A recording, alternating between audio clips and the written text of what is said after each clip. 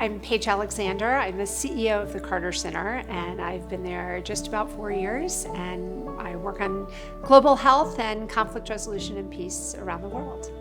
As CEO, I manage a group of about 3,500 employees around the world, and the primary goal is to bring to the end of the road and the last villages that are neglected. As we say, there are no neglected diseases, they're just neglected people. And so as we look at how we can make the world a better place, part of it is taking care of our own. I would say one of the most rewarding parts of the job is really seeing the look on people's faces when you've actually worked with them to bring a service or to answer a need that they have, whether it's a child or whether it's a mother or whether it's a government official who just needs that extra assistance, and to be able to partner with ministries of health around the world and change policy is really a rewarding part of international development writ large. When I left Atlanta in 1984 and went off to college, I was not sure I would come back, but the reality is that the people that I met along the way, whether it was in government service and working in Washington or spending time in Africa and in Europe working on public-private partnerships, all of it sort of spoke to me as what we can do as individuals to make the world a better place.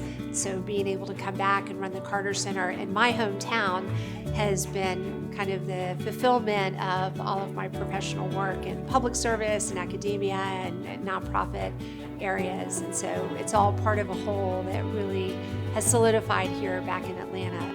Being back in the place where I had gone to Camp Barney Meditz and I grew up at the JCC, for me, running into people and seeing people here makes me feel like it's a village. Growing up Jewish in Atlanta and going to Hebrew school and learning about Tikkun Olam, for me, repairing the world has just been part of what is ingrained in me as an American Jew and as somebody who sees the difference you can make. And so that, for me, is what I carried in Judaism through all of the work that I've done in the development sphere.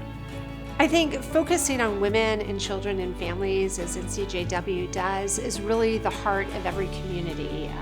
When you look at women who lack information and lack the basic needs that they are expected to carry out to raise their children and raise their family, you're really putting them at a disadvantage. So the Carter Center runs a program called Inform Women, Transform Lives, and it's true because that type of information at the family level, especially through the women, can make a world of difference.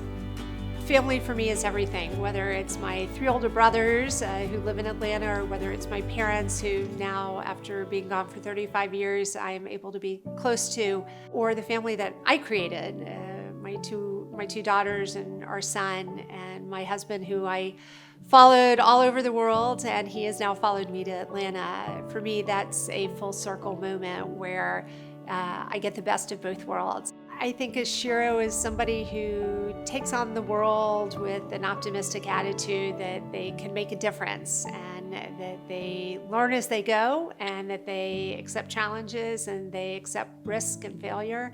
When I hear the word Shero, my mother comes to mind, Paige Alexander.